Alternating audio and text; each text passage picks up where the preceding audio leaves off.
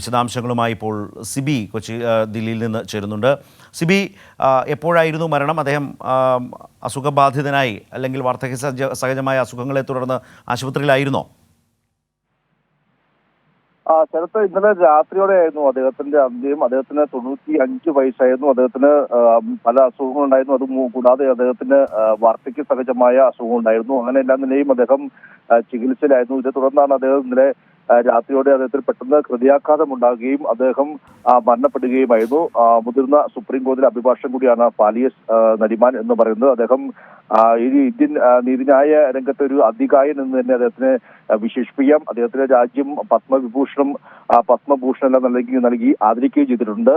അദ്ദേഹം ഇപ്പോൾ ഇന്നലെ രാത്രിയോടെ അദ്ദേഹം അന്തരിച്ചു എന്നുള്ളതാണ് ഇപ്പോൾ പ്രധാനപ്പെട്ട വാർത്ത. അതോടൊപ്പം തന്നെ നമുക്കറിയാം, അദ്ദേഹം പ്രശസ്തനായ അഭിഭാഷകനാണ്, നിയമവിദഗ്ധനാണ്.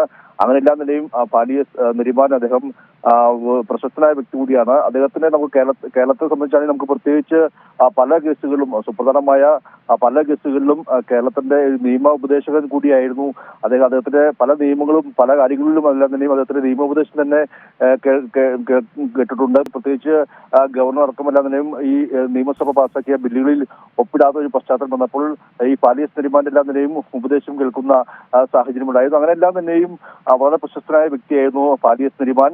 അദ്ദേഹം 1971 മുതൽ അദ്ദേഹം സുപ്രീം കോടതിയിൽ മുതിർന്ന അഭിഭാഷകനാണ്. 1991 മുതൽ അദ്ദേഹം ബാർ അസോസിയേഷൻ ഓഫ് ഇന്ത്യയുടെ പ്രസിഡന്റായിരുന്നു.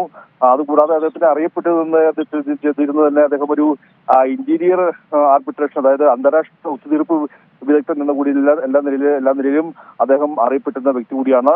പ്രശസ്തമായ പല കേസുകളും വാദിച്ച് വിജയിച്ചിട്ടുള്ള വ്യക്തി കൂടിയായിരുന്നു ഫാലിയസ് നരിമാൻ. അദ്ദേഹം 1972 മുതൽ 75 വരെയുള്ള കാലത്ത് ഇന്ത്യയുടെ അഡീഷണൽ സോളിസിറ്റർ ജനറൽ കൂടിയായിരുന്നു.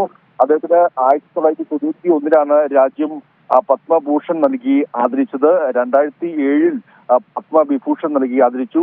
2022 അദ്ദേഹത്തിന് ഗ്രൂബർ പ്രൈസും ലഭിച്ചു. അങ്ങനെ എല്ലാം തന്നെയും അദ്ദേഹം കൂടാതെ അദ്ദേഹം ഒരു പാർലമെന്റേറിയൻ കൂടിയായിരുന്നു. അദ്ദേഹം 1999 മുതൽ 2005 വരെ രാജ്യസഭ അംഗവും കൂടിയായിരുന്നു അദ്ദേഹം. അങ്ങനെ എല്ലാ രീതിക്കും അദ്ദേഹം പ്രശസ്തനായ വ്യക്തി കൂടിയായിരുന്നു ഫാലിയസ് നരിമാൻ എന്ന് പറയുന്ന ഒരു ഇന്ത്യൻ നീതിന്യായ വ്യവസ്ഥയിൽ ഒരു അതികായൻ എന്ന് തന്നെ അദ്ദേഹത്തിന് വിശേഷിപ്പിക്കും. അദ്ദേഹമാണ് ഇന്നലെ രാത്രിയോടെ അന്തരിച്ചത്. അദ്ദേഹത്തിന് 95 വയസ്സായിരുന്നു.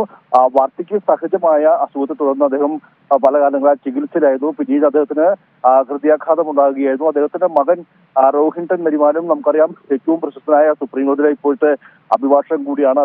അത്തരത്തിൽ ഒരു അഭിഭാഷക കുടുംബം അല്ലെങ്കിൽ പ്രശസ്തമായ ഒരു അഭിഭാഷക കുടുംബം കൂടിയായിരുന്നു. രാജ്യത്തെ സംബന്ധിച്ച് പ്രത്യേകിച്ച് പല സുപ്രധാനമായ വിധികളിലും അദ്ദേഹത്തിന് ഉണ്ടായിട്ടുണ്ട്. അദ്ദേഹം വാദിച്ച് ജയിച്ചിട്ടുണ്ട്. അങ്ങനെ എല്ലാ രീതിക്കും വളരെ പ്രശസ്തനായ ഒരു ഇന്ത്യൻ നീതിന്യായ വ്യവസ്ഥയിലെ അതികായം കൂടിയായിരുന്നു ഇത്തരത്തിൽ ഫാലിയസ് നരിമാൻ. അദ്ദേഹമാണ് ഇപ്പോൾ അന്തരിച്ചു എന്ന വാർത്തകൾ പുറത്തുവരുന്നത്. ശരത്ത്.